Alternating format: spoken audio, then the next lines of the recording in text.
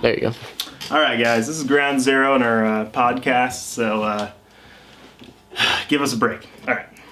Well, This is live. this is live. Cheers to Ground That's what Zero. I called it. Nice. Ground Zero. What is life? What is life? What does it mean? Why does it mean what it means? Why is it only a 4-letter word? Dude, straight up the words itself or spells. That's what we call it, spelling. Oh. It's like this. Take words, sword, put the S front. Take earth, take the H, heart. Oh, there you go. It's very like. Yeah. I don't know. I've just watching a couple videos in the way that like. That's why they call them curse words. You know, they're curses. In a way that, like back in the... I mean, I remember hearing somebody that said, "Oh, don't curse," and I'm like, "What the fuck? That's a cuss word." Like, I mean, it's funny, like Harry Potter, for example, is a world where your words actually matter. It has a physical ramification, but that's true in life anyway. It's kind of like, military. It's just like you say certain things, like, sir, yes, sir. Sit up. Yeah, you're like... But you're saying words that are a part of the authority. Yeah, you're not, exactly. And if you're the commander, you command. And if you're subordinate, you, like, obtain... It almost is like, you know what I mean? Like, in a way, it feels like we're under their spell. You know what I mean? Yeah. Like, it's like that under our own spell, too. Exactly. We create this... atmosphere around our heads that is like a bubble, like you. It's like and it's based on our codex. Sit or think outside the box is like a, like think outside your spell. Yeah, you're almost like. Yeah, well, that's why there's I think there's people who we've treated with that reverence, like artists, musicians back in the day, bards, poets, shamans. Think about think about like in a time where history was not written. Because we never had the ability to write, because that took a tool, but we had oral history, and that's the history that predates millions of years. Well, it did start at they can trace it back to the Paleolithic era. Yeah. But it's hard to understand because they can draw something and then you can kind of look at that and see that as a character. Because in my mind, it is a character. It is a singular thing. And you can draw. As a viewer, you can draw what you saw. Or you can take away from that as an experience. And that's where the power of when learned man when most people could write, that's why it was so powerful, because it was like the internet. It created a way for us to bounce back and forth our linguistics deviations or our limits. If you let's just say you're the African in this, even though I'm a little bit African, but you're the African in this, and I'm maybe this like Western type of guy, and I meet you. You then not only challenge me, my race, my convention of myself, but you challenge the way that I perceive words or how culture in a way where you're like your behavior is completely affected by like what you expect, and you're almost offended that way, and that creates like this personal relation of like home, because you have a value, and that value is your answer, and you relate it to your ancestors, your family, your what you call home, and when they attack your value, they attack you. That's why a lot of people who are religious in the way that feel if you attacked. Question why are you doing this, like, right? And the efficacy, how do they constitute value, and that's what we were talking about before, right? Where our language, like a lot of people are like, oh, we all know when you're a dick. It's because of the way that you act, which is a type of kinetic language, and there's the way that you talk to me, which is, the verbal language.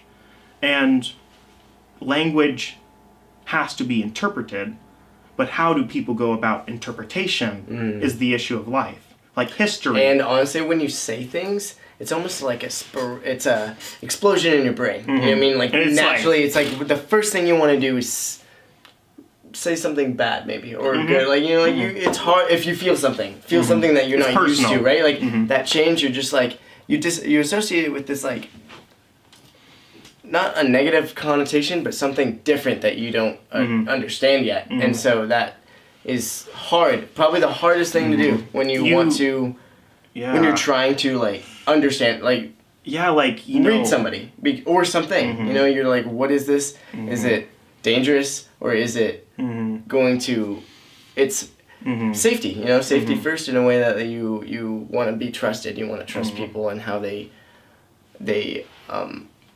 can trust you the fastest. That's that instant gratification that we're in, always have been in a way where you want to be able to create a community. And how do you do that knowing that everybody can understand each other? Normally. You know, like, not even normally, but like it substantially. But then you're just using like you're saying, but this is where what trips me up is that well, that's just the way power that you human. Yeah, you know, but like we have to spread ideas. We have to like create. But there's levels of communication. Foundation. Yeah. And there's levels that we assume everyone then can perceive.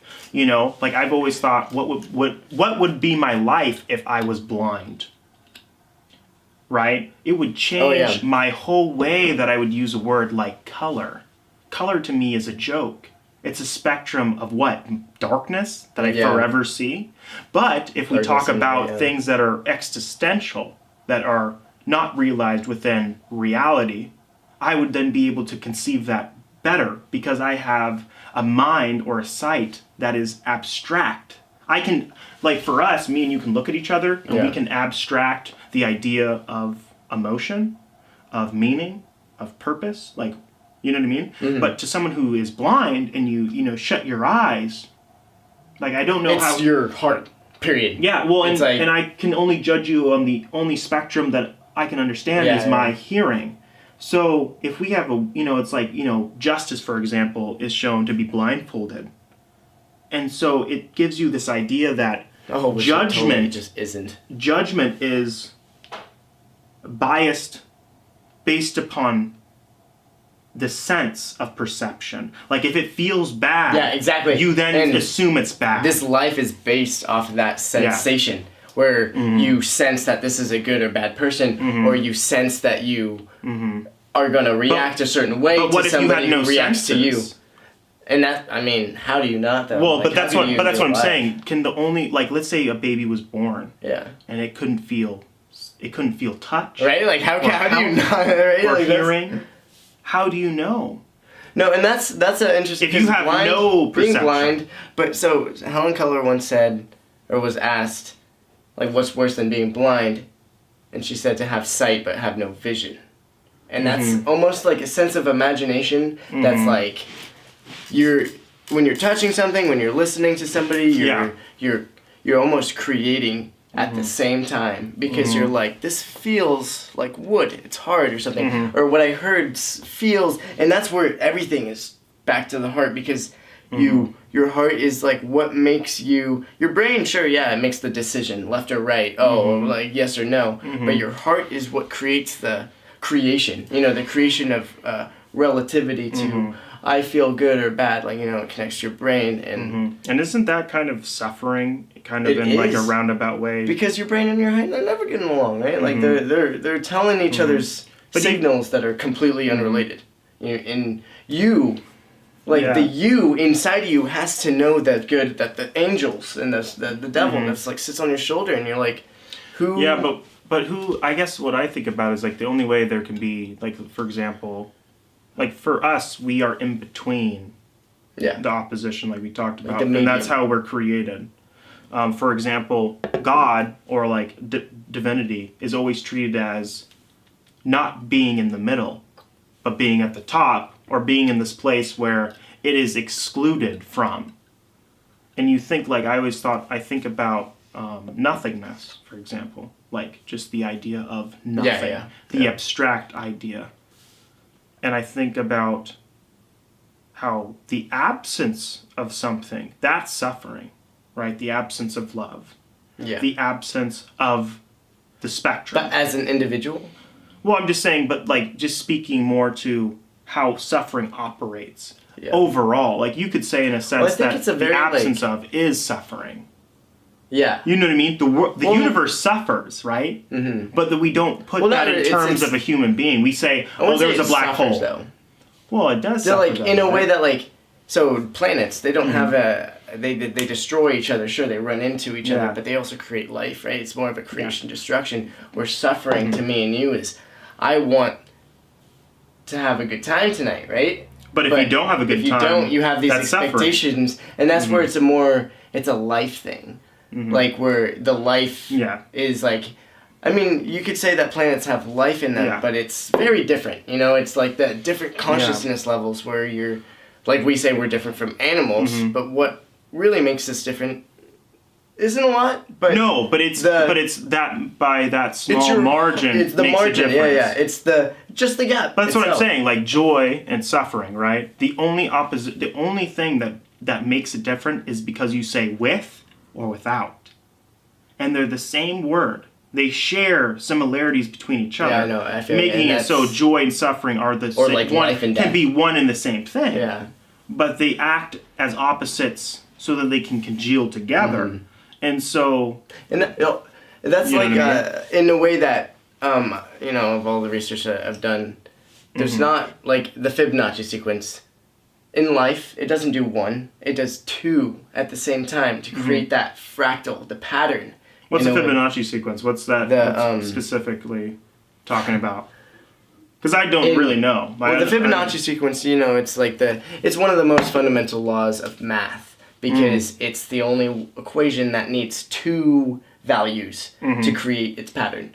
Everything else needs at least three. So Fibonacci sequence is the spiral. It creates that the ratio of whatever, and that's basically the fractal of life. Like But isn't that 0? No, it's like 1 or so 0 plus 1 equals 1. 1 plus. Okay, let's forget 0. 1 plus 1 equals 2. 2 plus the previous number equals 3. 2 plus 1. 3 plus the previous number equals 5. And 5 plus 3 equals 8. 8 plus 5 equals 13. So the ratio, as in like 2 divided by 1, 3 divided by 2, 5 divided by 3, creates 1.6183 something. It's like pi in a way that it's one of those ratios that is, getting back to the duality and unity of life, is that it creates that gender, right? Like there's a male and a female. It creates those laws that govern this universe as like the law of attraction, the law of basically this or that. But I guess what I'm saying though, like I get what you're saying with the Fibonacci. I'm sorry, I didn't really explain it well.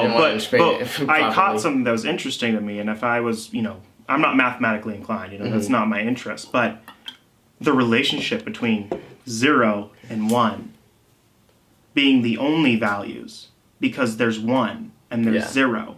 Like binary. But you're still left with 1, but there's a 0, and you're asking yourself, the only way 1 can exist, or something can exist, is that if there's nothing that it can exist. And you just start to think about that, and then we have a language through computer science that says 0, 1, 0, 1. But all that ever showed, but the only deviation is how many zeros are in between a 1. So for me, it's like there's a building block, and then there's the foundation that it stands on, right? And that's how we treat God. That's where it's like it's rooted in the, because we're a part of 0. Yeah. We're a part of... No, 0 is literally what makes 1 1 is that it's everything except 1, right? It's like it takes everything and it makes it that thing. Yeah, and everything that isn't 1, the absence of 1 is what we are. Exactly. And that's why we talk about 1. Right? Because it's a spectrum that we can't understand. It's something that is So singular. 1 is just another... It's like one dimension. Yeah. A single point in time, it's just like to you just... see something that is only relative to the measurement that you But isn't make. that a trip? That's the anchor of life right there? It is. A little bit of Fibonacci code? Sometimes it's like, it is nicer to think of it in terms of gravity, right? Like we have and this is a quote that I didn't really make it. I did make it, but it's kind of just a phrase of life. Without air, without air, there is no sound, right? If you took out all the oxygen, you couldn't hear anything. It's like when you take away the oxygen of a flame, it burns out. So without air, there is no sound. Without space, there's no light. So 0 affects 1. But without time, there's no weight. Like there's nothing in a way that gravity is like a mass. Yeah. It's like it's something that holds you down. It makes you, and if you think of it in an emotional way, your unity for your heart, you have a connection with somebody, you have time that makes you want something, right? It makes you, it creates the divinity between this or that or left and right. Like what do you really, who are you to make you want something else like that one? But it's not understandable because you don't know who you are yet. I mean, to think about it, mathematicians are some dank philosophers. Imagine the first guy who said, here's the Fibonacci sequence. And there's a guy who says, what do you mean? Well, you know what's funny? Remember the thing I showed you on the $1 bill? The chaos through order? Yeah.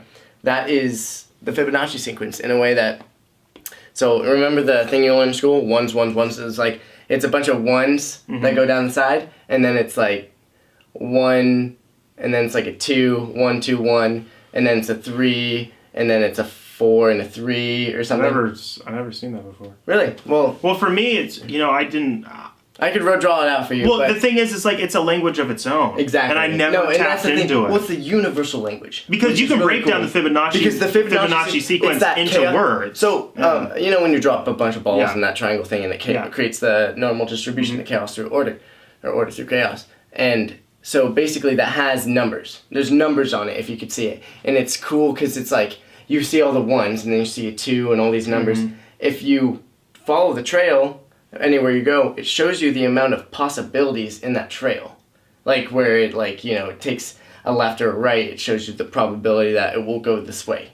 In its own triangle formation. And then you go diagonally, it shows the Fibonacci sequence. And characters do that too. Letters do that too. Like imagine and the spelling where it's like A means attribute. Attribute being. Oh, attribute. Yeah. But A is 1. So A is so any word that starts with an A, is singular in matter. Like atom, atom, that's a singular one. Anger. So anger, that's a singular of the self-subjective feeling of one emotion. So every alternative, a different one. Yeah, a different one. So isn't that a trip? No, I agree. B is 2, right? Yeah. So exactly. B, to be. But like to be bastion. To be protected, right? And so it's just a trip where you start to even break down language. The language is a code. Is that code? Encoding of encoded, but it's cohesively the Fibonacci sequence, but described in a way that. So when you make that connection, like we took acid right now, which we haven't, but if we did, me and you would be tripping balls. Because we'd be like, let's say you're better at math. Let's say you're better at math. Me and you can still talk to each other. You can like the Pythagorean theorem. Yeah. I could tell you a theory in life, a philosophical theory, that would work the same way as the Pythagorean theory. Yeah, and that's the thing. In its operation. Yeah. You take the universal language and you apply it in all dimensions, like your head, your heart, and your hands, your soul, your mind and body, like everything about you that is. Yeah. You take something, and because when you see numbers and letters, you understand them, but when you apply letters, like it's like sulfur X, for example, it's just like that doesn't mean anything, but it means something to find a variable that can apply to what you're trying to achieve. Well, that's what I never understood about algebra. I never had a teacher say to me, "A math." Oh, no one did. Well, no one did. Well, this is the thing. A teacher. I had one math teacher who made an impression on me by saying, "Zion, you understand how you can articulate words, right?" And I said, "Yeah," because I was having a rough time. I was bad at it, right? And I was fucking off, and I wasn't doing the homework. And one day, my teacher, Mr. Porteous, I had him in Shuckson, he got so mad at me one day. Because I wasn't doing anything. And he called me out in the middle of class and he said, "What gives you the right?" And I say, What are you talking about, man? What gives you the right to fuck off in my class? He literally says fuck off in my class and not do any of my work. Or what age? Like, I'm 12, 13. Okay. So this is her first time I heard a teacher say fuck off, And I say to him, and I'm like, man, I understand that it's important for me to achieve but what am I achieving? You're telling me something. You're telling me that if we break down the world, that I can mathematically then do that. That I can, if I understand possibility, then I can talk about possibility, right? If you teach me an equation, I can use that equation anywhere. But what's the difference between you and my English teacher? What's the difference? My English teacher teaches me about grammar and about how I should articulate myself. But I can do everything that math can do. So what are you teaching me? If I can articulate to somebody, I don't need fucking math. I mean, of course, there's the basics of it and the arithmetic of it. But what? Natural. But how can you? But what makes it so that, like, how can you constitute why? Yeah, no, like. And he was just like, how does it apply? Like, how does it? And where do you come from? Where is your place? Yeah. Like, where do I mean, other than percentages, because tax on food or like there's percentage on that. And he told me an interesting thing. He's like, man, you're right. What can I do for you? Well, I can teach you how to convert your words into a number. I can teach you on paper, mathematically, what you want. I can tell you that. And I said, what do you mean? He said, exactly. You don't know what that means. So you don't know. And you'll never know until you teach yourself, until you want to be taught. And I was like, damn. That's good. He poses the question on me. It's not I could be like, oh, fuck you. You could go back and forth because you could. It's one of those things where it's just like, then where does that apply? Yeah. Because it's like, you can do this, but you know what? This is the curriculum. This is something that's you don't even want to be teaching this. He was like honestly, that was a real connection between you and the teacher. Yeah. Outside of the curriculum, because you broke into yourselves. Where you're like, him using a swear word to a bunch of 13-year-olds, like, a curse word, I should say, it's something you're going to remember for a long time. Because he's going to remember it for a long time. Yeah. That swear at a 13-year-old. And we talked for a long time after that. But that's good. He made me realize that it's not about if you can equate. You know what I mean? It's not about if you can see value. Yeah. It's just not about that. It's about how can you work back from a value and then say, how did I get there? That's math. That's like, the how is it more valuable than it to be true in a way that, like, because theories truth, and facts is... Because math is truth. I mean, we just talked about the truth of Fibonacci, but then experiment. Yeah, for sure. And that's what makes things have value.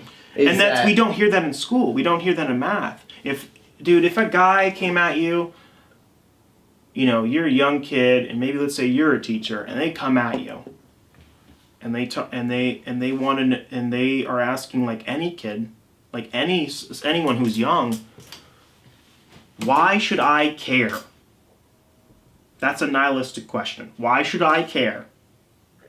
If you give them meaning, regardless of where they go with that, they can't deny that.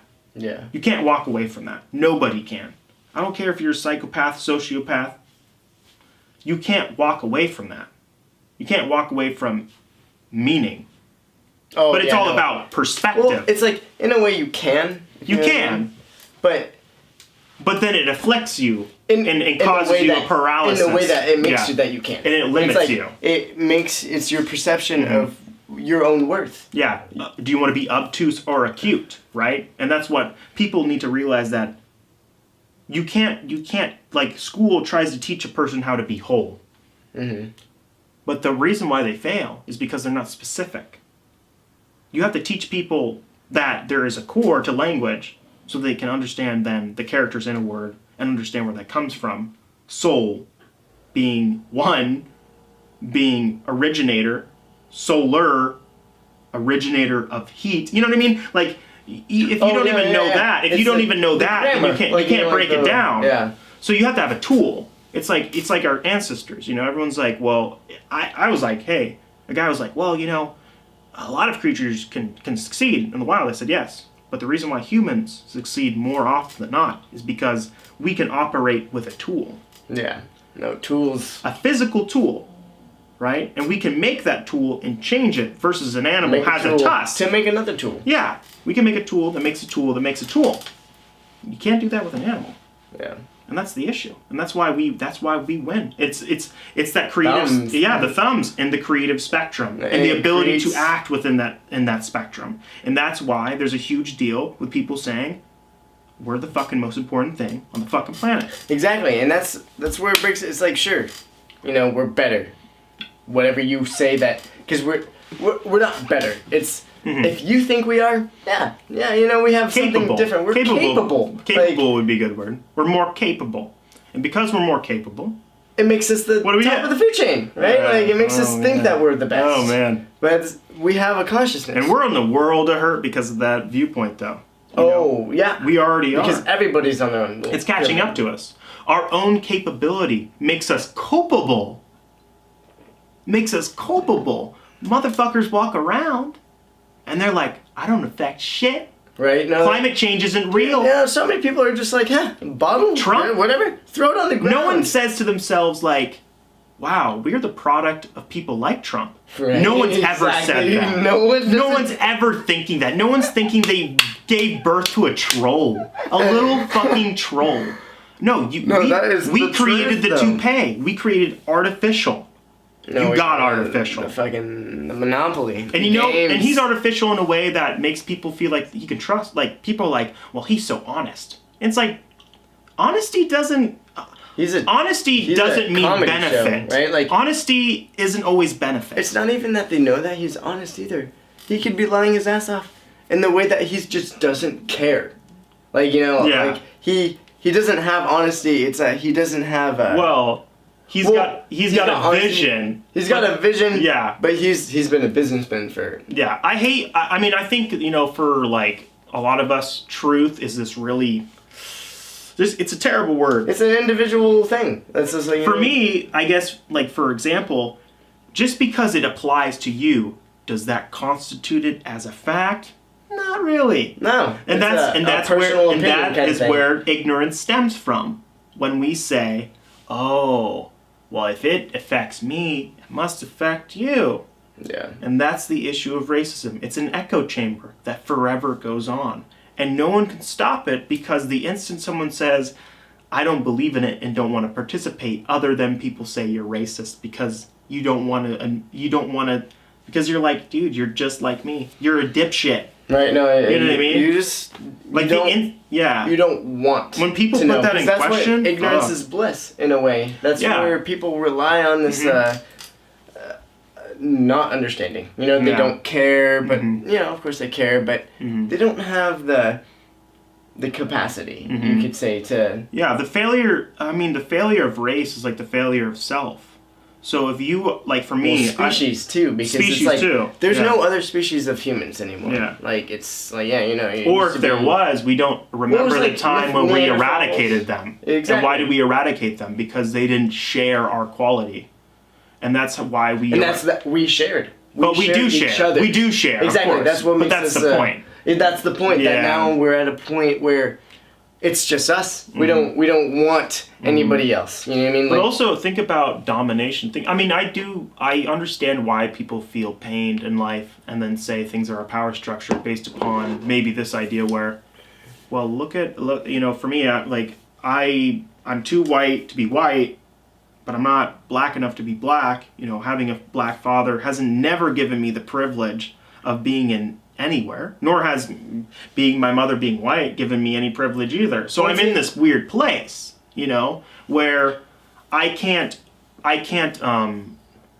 be in the culture, nor can I talk about the culture. Yeah. So what's worse? And I admit to people and I say, well, I think it's a terrible thing that people treat themselves like that.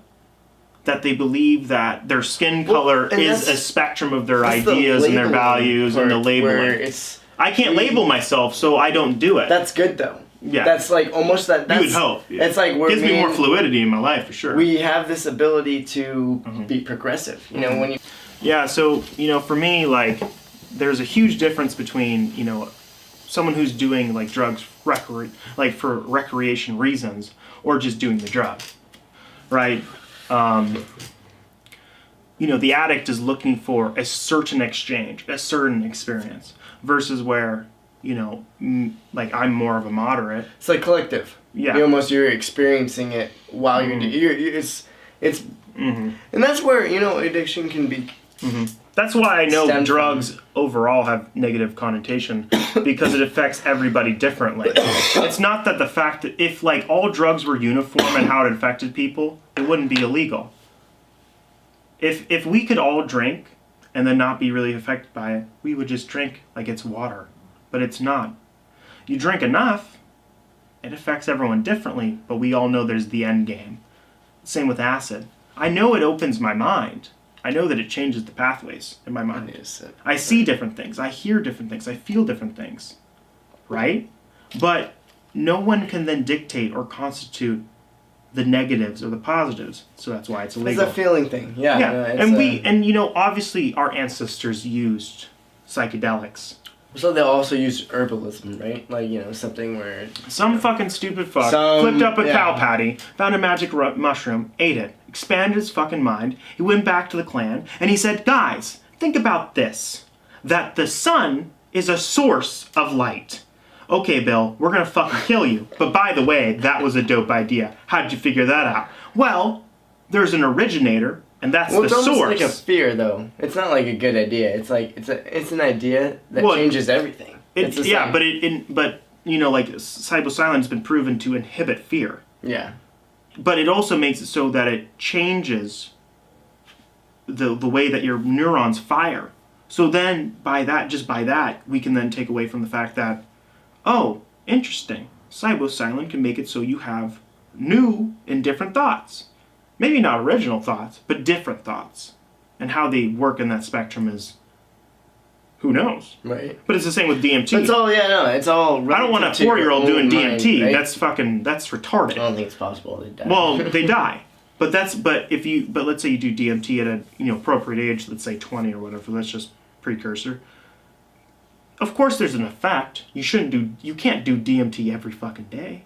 But if you do it once, and if it changes your life, it might not work for everybody. You know what I mean? I'm not saying that, but that's the power.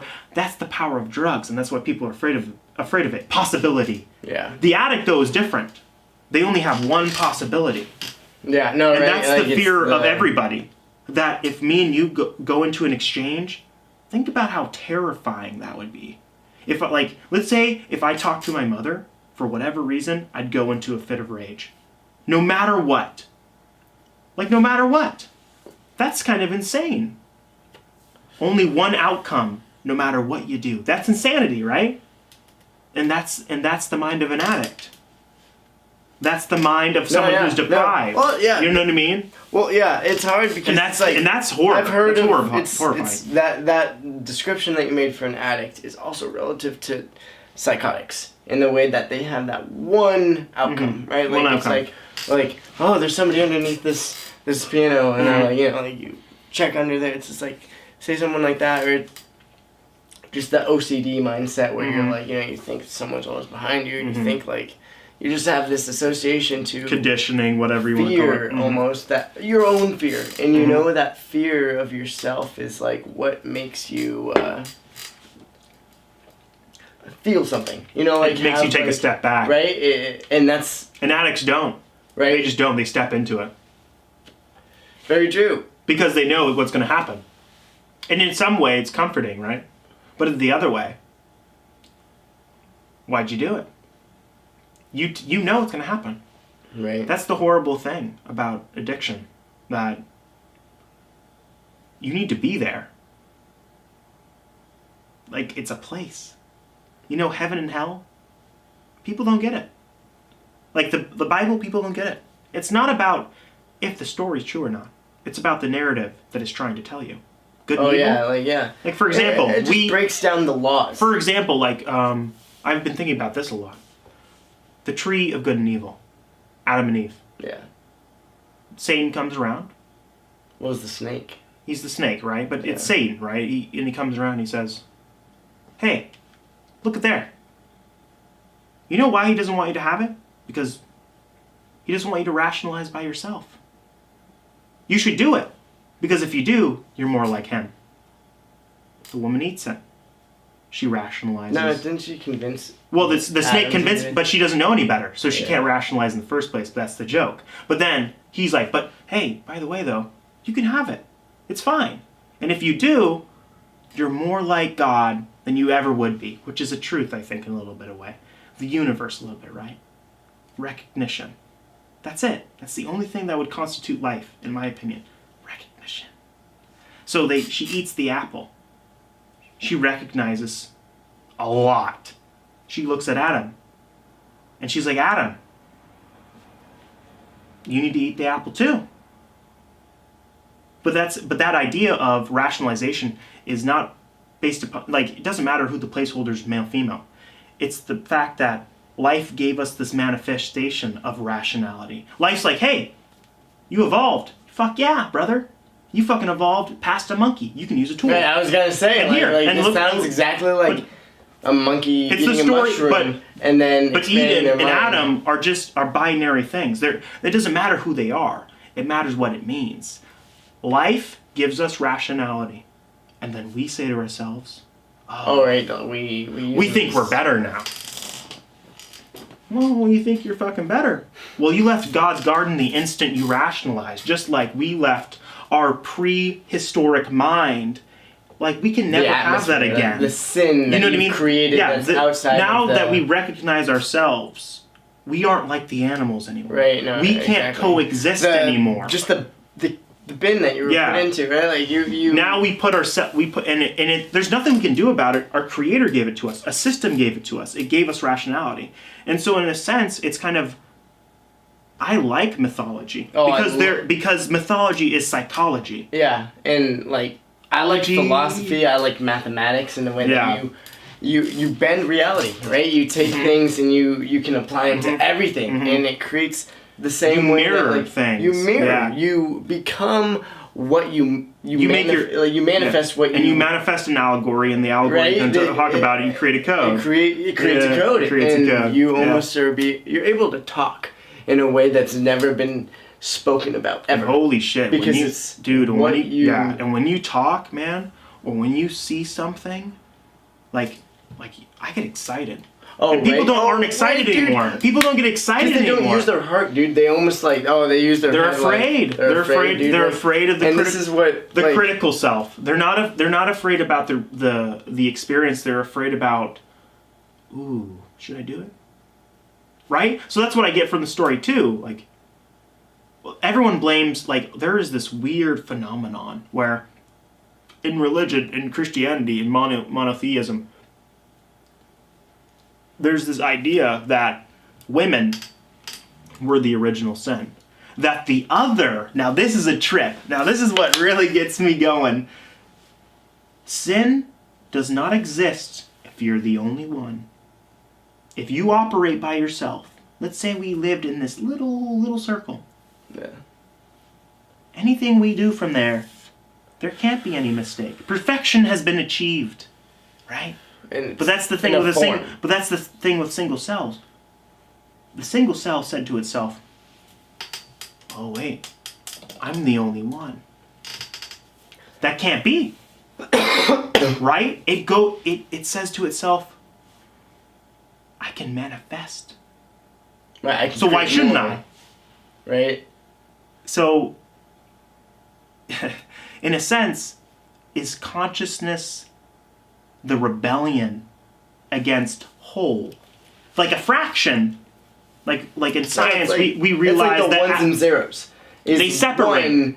Eventually they separate, no matter what happens. They have to. It happens. It's like creating a one dimension. It's like creating a point. But it splits. A fraction's always of a whole in math, right? Mm-hmm. But then you start to say, well, why don't we need to know the values of a fraction? And if the teacher always says, well, it's a part of the whole. It's a dumb question to ask, but then you start to ask to yourself in life, why do we need to know? Well, it's because life does it by itself, and then it manifests that to you. So it doesn't matter what you want. So there's free will.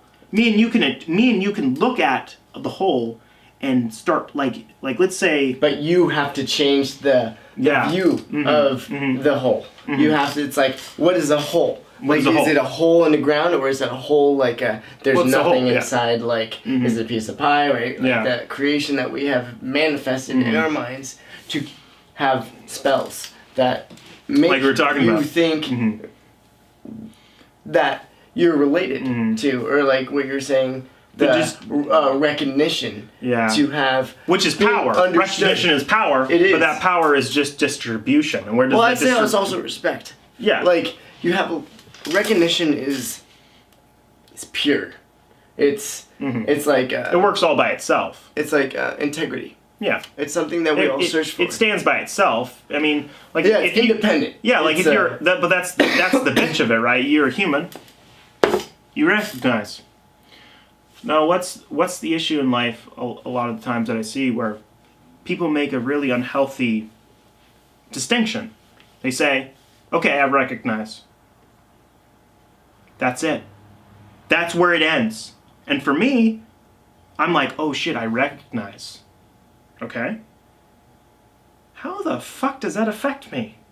How does it affect other people? Wait, by the way that I recognize, does it change the world that I live in? Holy shit, yes it does. Holy shit, yes it does. And then people say, no. That's not how it works. And you're like, what do you mean? They're like, it doesn't matter if you recognize it. I'm like, yeah, it does. If we never recognize, you won't do anything, right? Like it's stagnant, right? And it's the single cell said to itself, there needs to be another me, and it made another me. And that me made another me. And then that I think in the collective part of the conscious, right? Oh, like, yeah. Your conscious is you personally. It's the same with a neuron. There's more than one neuron. We're not retarded. Right. But at the same time, we're like, well, what if I was the life of a neuron? The moment, sci-fi moment. And we're like, Twilight Zone. Think about all the choices of your life and shit. And you're like, holy shit. It's like ghosts appear, and you're dreaming, but you're actually like lucidly. Yeah, that's why when you trip with a bunch of people, and you have that strange predilection, that one moment where you said, "How can they see what I see? Look at that! Holy shit, I see it!" And you're like, "What?" They're like, "I see it too." They're like, "Oh right, what do you see?" And they're like, "Yeah, the leaf is turning." And you're like, and there's that one moment where you say to yourself,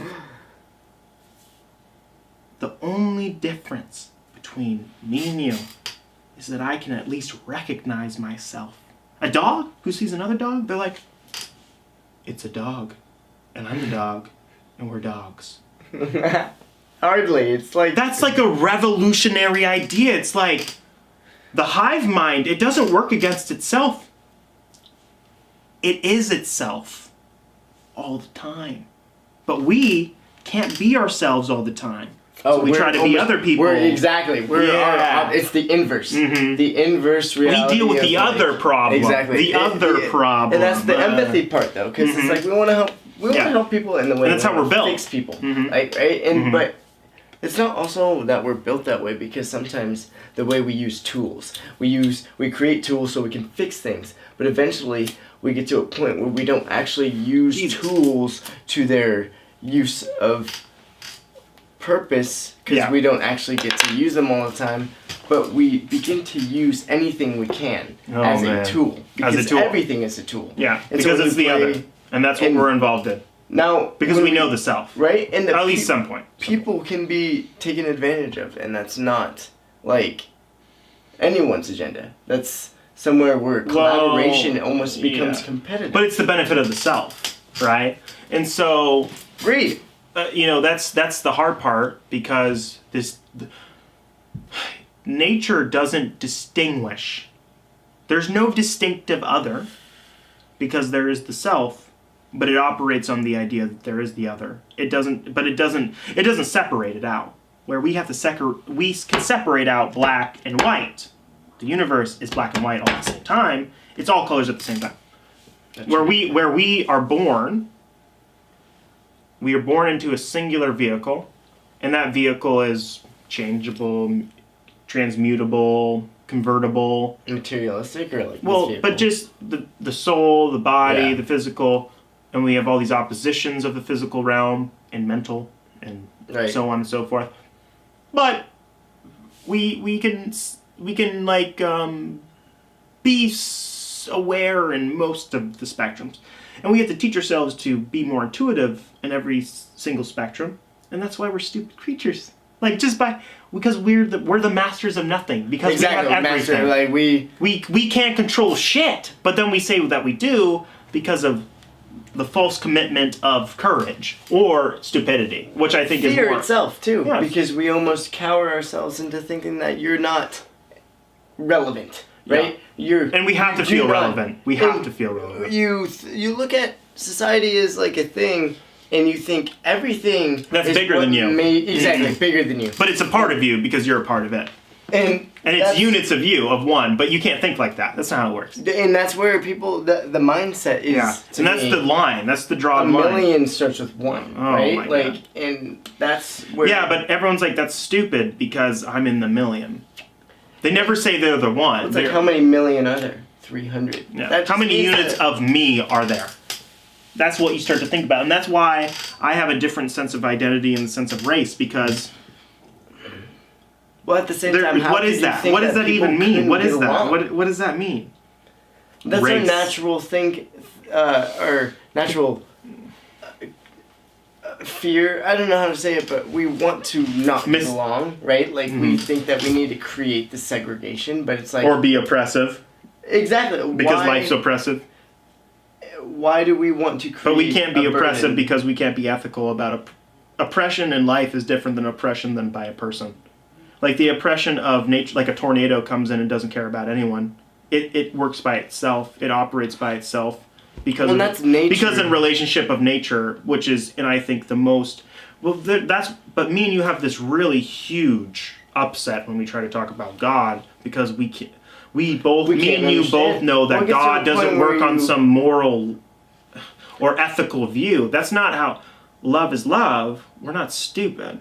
Well, but what is love? Break that down. Love is existence. Love is the things that are there. Love is the thing that is always perpetuating yourself forward. You know, hate might be the haltering or stopping of that, but it takes hate to understand love and love to understand hate, the duality of life. And God doesn't work as some arbitrary fucking arbiter of duality. He is duality. He is the universe. He is reality. And the instant you say God, you try to make this fucking person to like say that, wow, look at Papa. Right. Life is the manifestation of your life. Why are you trying to call it something? Why call it anything? When you call it, it's like let's say we didn't have names. How would we talk to each other? We couldn't talk to each other. It wouldn't work that way. We would be destroyed by the fact that we don't have identity. And then yet we create a God who then says, I've made you to have identity. Identity is intrinsic to life. It's intrinsic to the way that we live. The single cell eventually said, I want another fucking cell. Right? Because that's the only way life happens. To me, it's like DNA. Mm-hmm. DNA talks to each other. Mm-hmm. It goes in this helix formation, and we have so much more DNA that we don't understand. And I think, in some way, meaning is God. That equates to me to God. Don't tell me that the story that you've heard is the story that applies to all. That's like me saying that my experience applies to your experience. That's why racism exists. You have an experience because you're white. You have a position. There is no position in life where I could ever say that I'm better than you. There really isn't. There's just never any time. There's not a time. Slavery is, that one quote where it's... Who is a slave? Freedom is slavery, ignorance is strength. Yeah. And I forget the first one, but I just went in reverse. But, bad. But that conception of... Did I say that right? I don't know, did you? Do we ever say it right? We just can't. You know what I mean? Well, and that's where the idea of God That's frustrating. It's an absolute. Right? It's an absolute. That's the hypocrisy, though. It's an absolute opinion. Exactly, the hypocrisy of no. We can't, and this is the thing. It's the Fibonacci sequence. We can know that there is an equation, but we don't know the value. That's why we created. The source. Yeah, exactly. Energy. What's the source? 0 or 1? No one can agree. You can never have a true argument that says one's better than the other. Well, and that's and there is no absolute in math. There is, but it's there is, but the joke is that there isn't. And we live in a universe that's hypocritical of itself.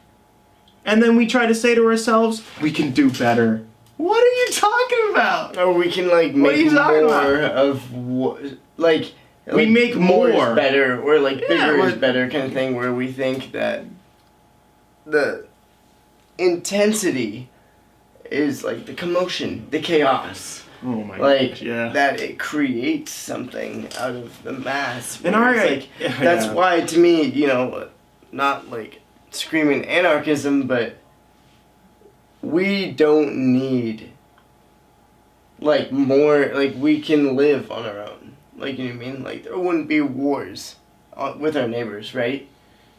If it was just a community of people that would actually live together and be let's, right? Back just in the tribe days. It's the battle, because Fibonacci sequence, to me, when I think about it, is omega and the alpha. It is the conflict that creates the equation.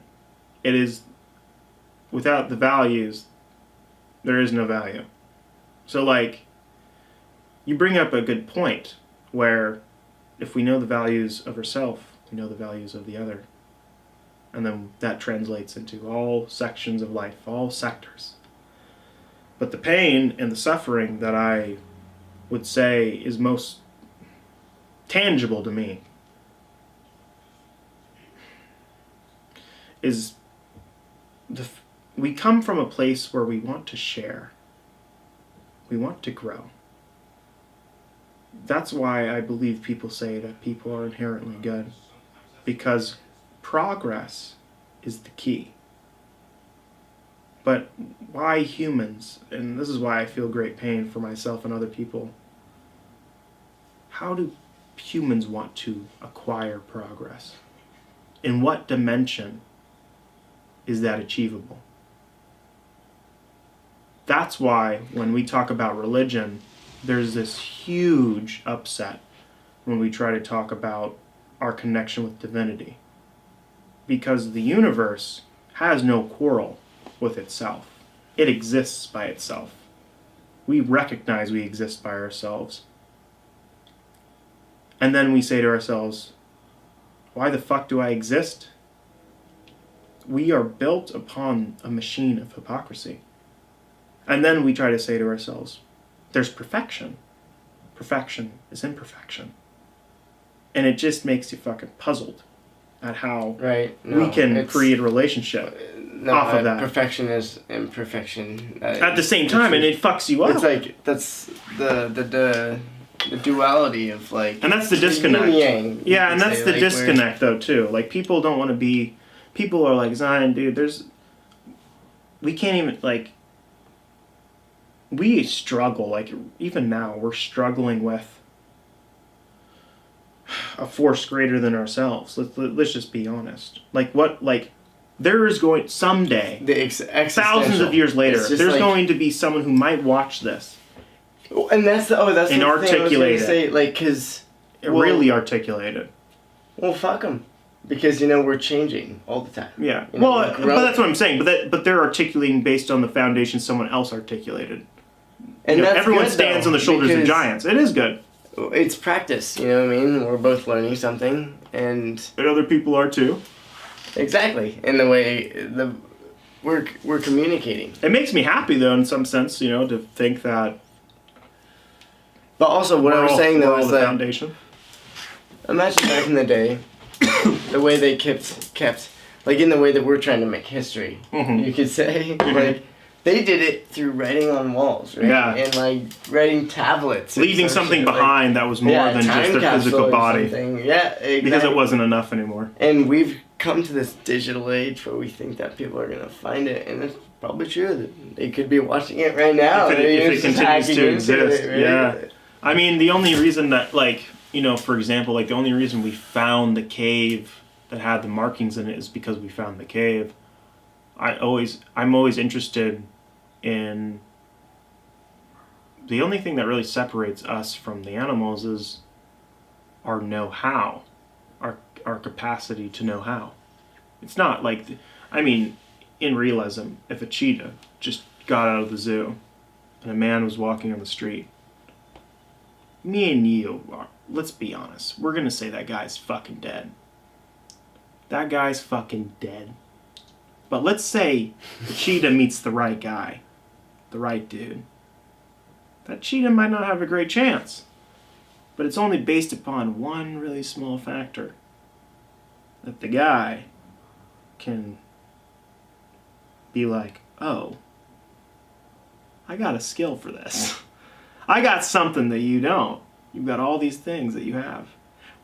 That's the beautiful thing about human beings. We can manifest these things that we don't have. Tools, though. Yeah, exactly. We can manifest well, it's not even something. tools. It's like, honestly, in a sad way, that makes us kind of weirdly evil weapons.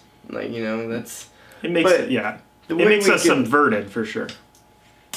I don't mean it in that way because it's like, technically it's the phrase. I don't want to be bitter about it, right? Like, well, but you're not either because, like, let's be honest. Just because we can create gives us a way... we can create and then we can destroy.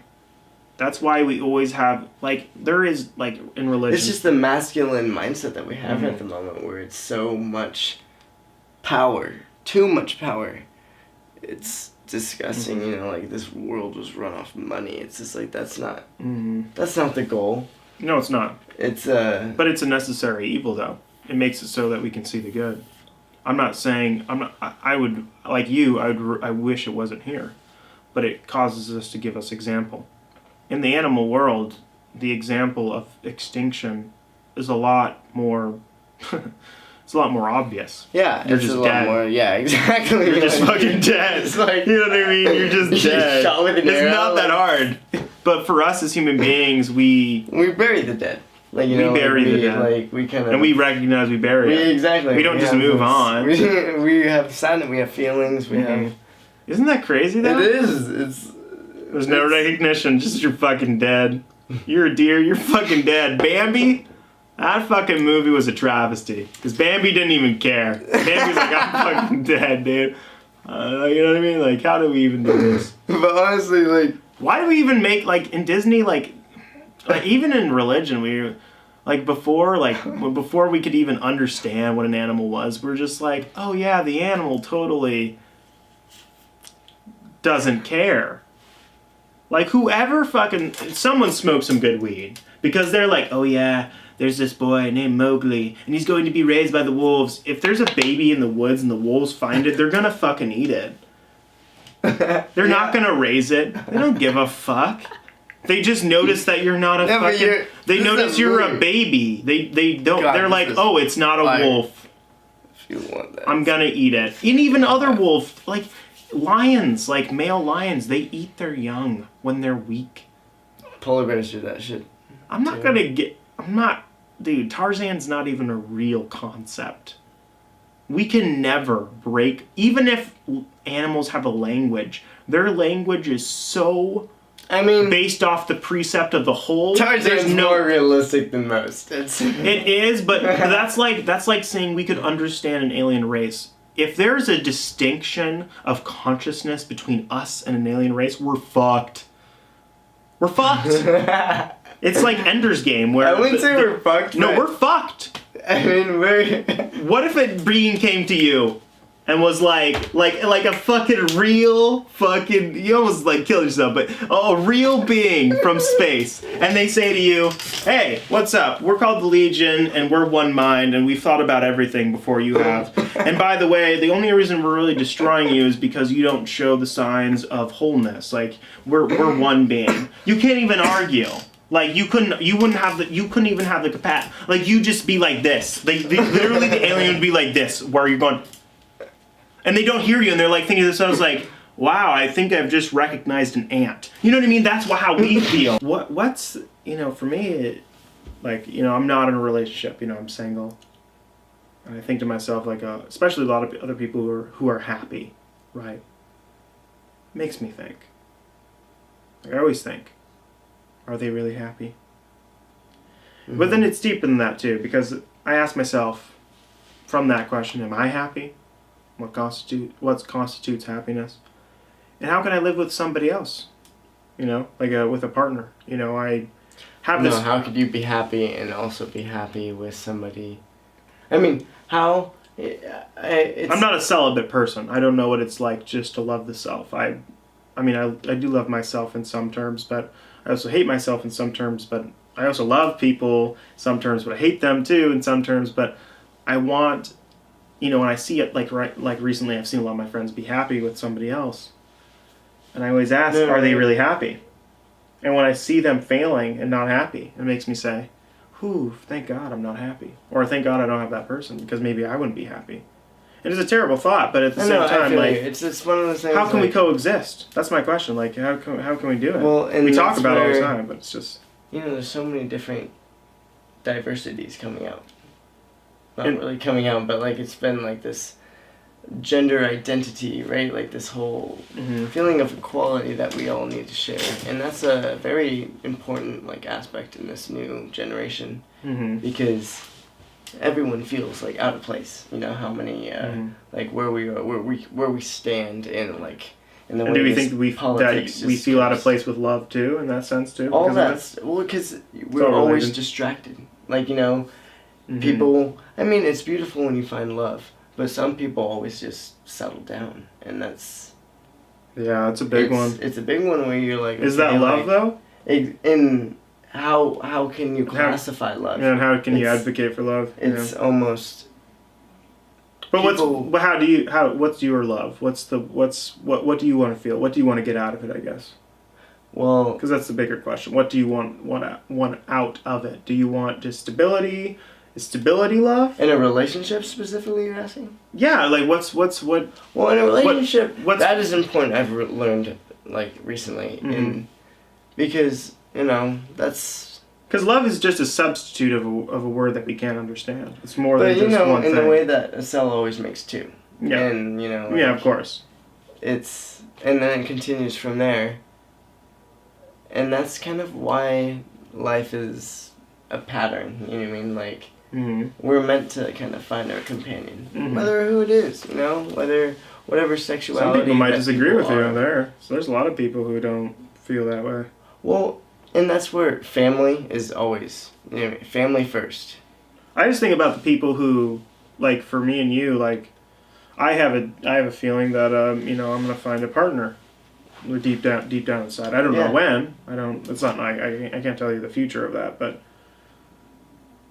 I feel like I have the capacity to feel loved and to love. Yeah, that's the companionship. What about people who don't feel that way? Well, then... Does it manifest? It's not that they can't, you know what I mean? No, I'm not saying they can't, but what if they don't?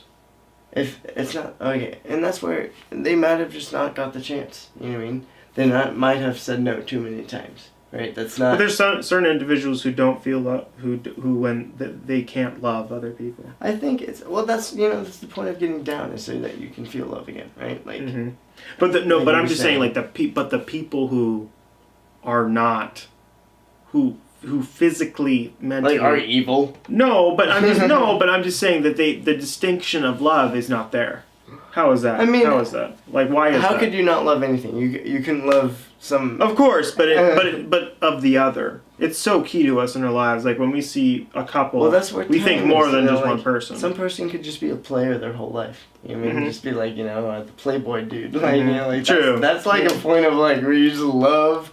But is it love? Mojo. It's your mojo with yourself. You're and I don't think a number of partners even indicates anything really. It can indicate that you have the traits to attract, but that doesn't mean much in the end game of love. right? Like for me, I think love is a physical and metaphysical emotion. It can cause so many different reactions for you, and it can give you like something different.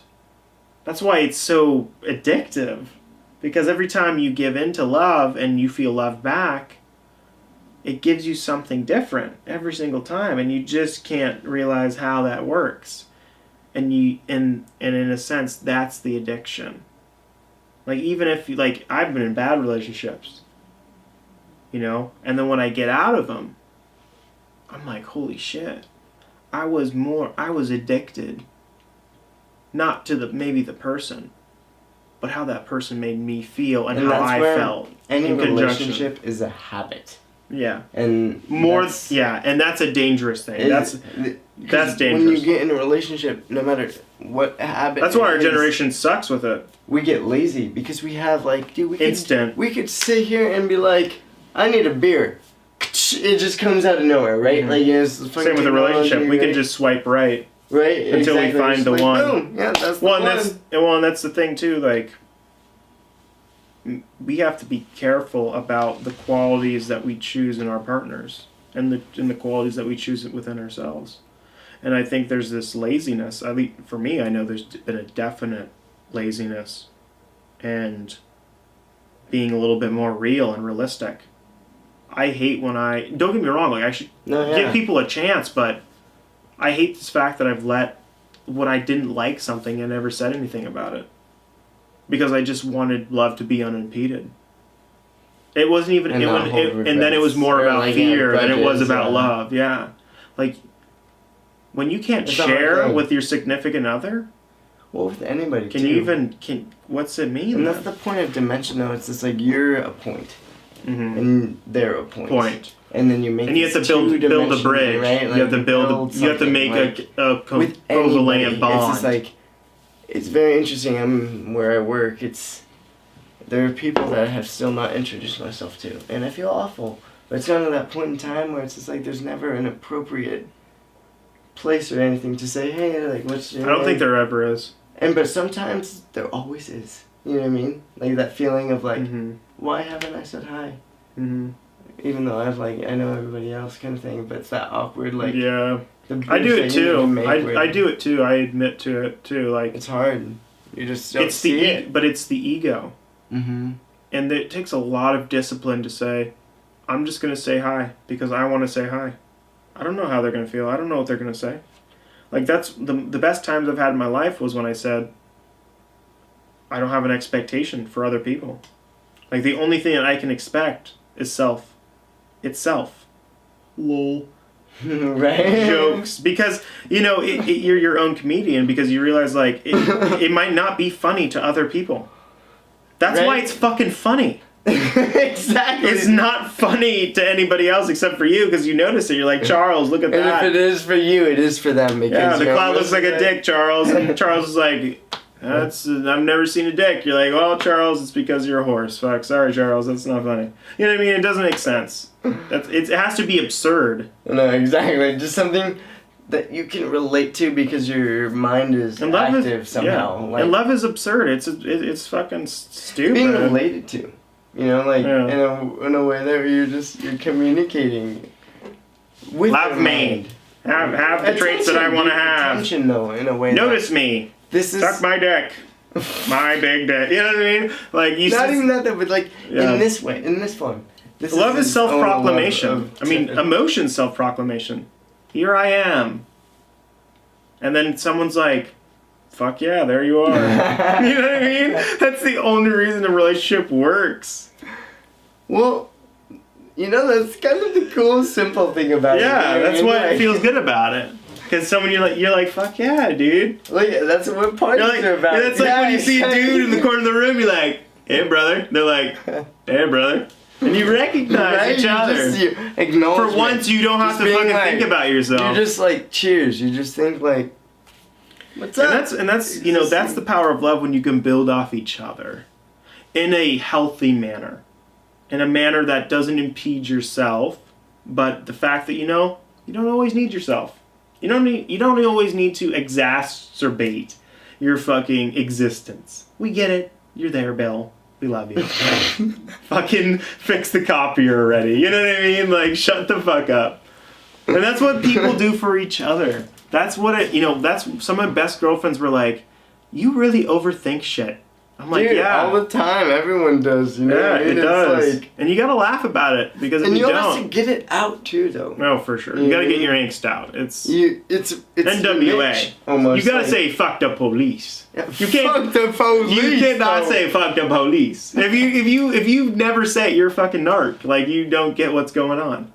That's a narc, who's someone who just doesn't get it. Like, right. you have to be upset Just to be happy. Conflict. Yeah, say that you don't like something. Fucking get over it. Like, be like, hey, I don't fucking like you. I wish, honestly, to tell you the truth, if people were 100%, holy shit, I don't fucking like you. Why? Sometimes because you look like a douchebag. A little intense, though. Yeah. 100% is like intensity. You know what I mean? It is intense, but at least you get. But the instant you get it, though, it's say though, like I'd say you give 30, I give 90 kind of thing, or sorry, 30 and 60 or whatever, whatever gets us to 100, 40 and 60, and then you create like a bond. Almost hits that feeling of like you both understood each other on a scale, not like in terms of power, but of respect. And but it's like a bad cologne. If it's overpowering, the only reason you dislike is because it has one distinctive smell that's greater than all the others. Well, it's not even a dislike or like thing too. It's like it's too much of one thing. Exactly, intense or like almost you just not understand. But that's my problem too. I am intense. Everybody. Oh, I mean, everyone is. But are you a zodiac guy? I like, What are you? I'm a Taurus, yeah. I'm a bull. What's your element? I know the I don't know the element. Earth. Yeah, I think it's Earth too. Yeah. Dude, that's lit. Are we the same? Are we in the same? No, I'm fire, but... Oh, you're a Leo. No, I'm a Aries. Oh, that's fire too, you're right, because it's 3 per sign, so 3 times 4, that's 12, and that creates the... God damn it, math, man. Math, it always comes back in the conversation. Those motherfuckers, man. Those numbers.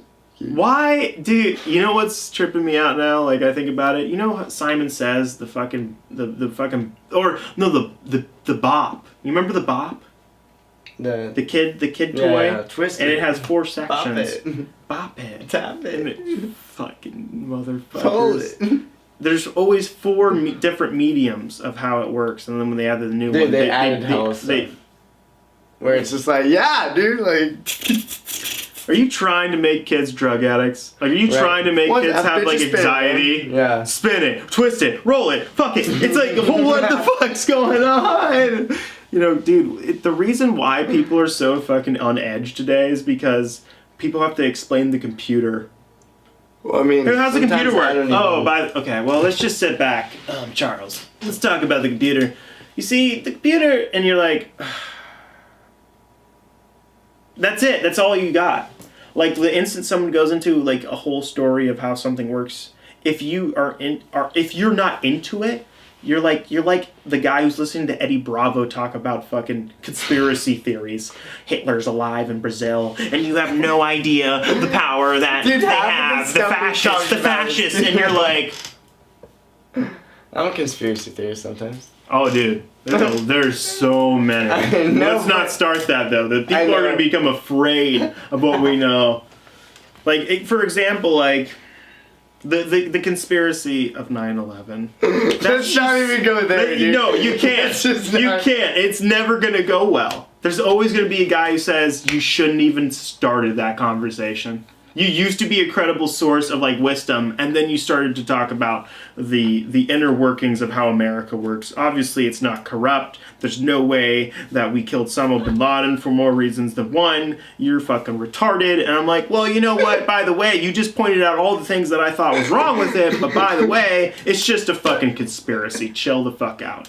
The world's fucking flat, no big deal. And people get so mad Because you can't, you're just talking about it. You say it's a conspiracy theory for a reason. It's not factual. I'm just saying it's possible. Right, dude. And then people just want to whack you. Scientific mind. It's like, if you're a scientist, or you're a scientist if you have a belief.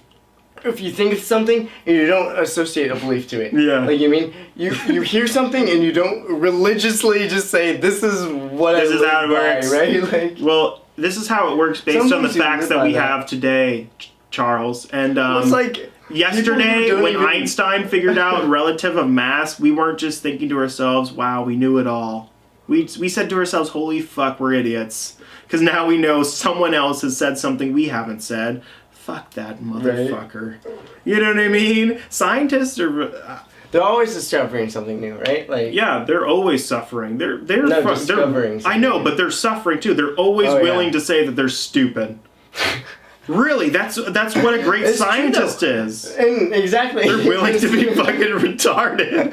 They're like, yeah, by the way, he came up with everything that didn't make sense. The world is governed by 9 gods, and they're all different, and they're the pillars of life. They're like, oh my god.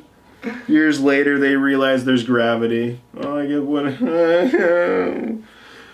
Gravity doesn't care. They're like, fuck, Bill. It doesn't care. No, it's just that's why I love science. If we're gonna, you know what I mean. As long as they're willing.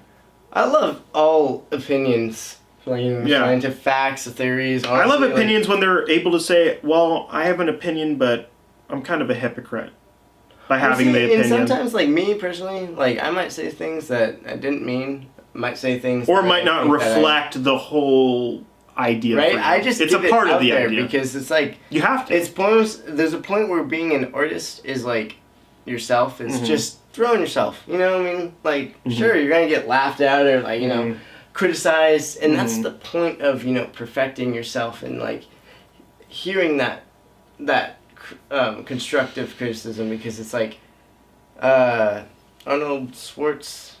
My homie. But you're afraid to say the last name by just butchering it in front of everybody. Yeah, and Arnold. He wore like shorts. He wore a sweatshirt. That's right. And just because he had skinny legs and he wore it to show off and he was laughed at just to feel the humiliation to make sure that he was like confident to like work up his bottom. And now he's like, a superstar, right? Like in a lot of senses. He like worked out he found his circle, right? Like his flow. He found what worked for him. Through humiliation, humiliation in the way that you try things just to I could even imagine. I throw them out, you know what I mean? That's an interesting concept because like sure I could think about it all day, but I've done that almost too much to a point where it's like I'm tired of thinking, I'm tired I'm ready to start spitting, that's this age where it's improv, how do you make somebody laugh, how do you make somebody like want to buy something, right? Like it's by chasing it, right? It's we're forever chasing the dragon, we're forever chasing time, we're in forever, and there's the reason why I love stories, like for example Peter Pan, he's always the same, but his constancy in time and space makes it so he's unaffected. He sees the adult, he sees Captain Hook, he's the adult. He's like, I don't want to be like you. You're a piece of shit. You have a fucking hook on your hand. You get chased by the alligator called Time, who has a ticking clock in his stomach. Fuck that. I'm going to be young forever. I'm going to avoid the pitfalls of eternity. But by the same hand, you then miss out on the experience of eternity. There's no you can't really understand the beginning if you don't understand the end. It's all intrinsic to one another, and it's similar in the manner of how life tries to fuck you over. But that was great. But it's very. It's telling of our knowledge of saying, we can't have everything we want. We just can't. I think when you say that, you then can be able to really absorb life on a bigger level. Like that's a more of it can kind of confrontation filter. It's exactly, you're creating a filter, you know, like what Always. are you willing to accept and not. Some people aren't willing to accept shit. See, and like I'm somebody who I accept everything, you know what I mean? I try to put a smile on my face all the time, but yeah.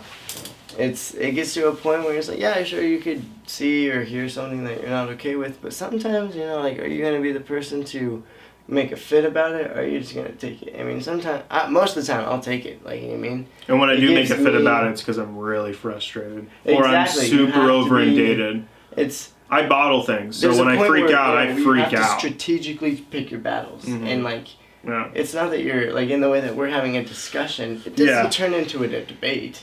It turns into, like, you know, your thoughts become provoked, and you're like, you know, when am I gonna choose to make a statement, you know, because there's a give and take in the way we.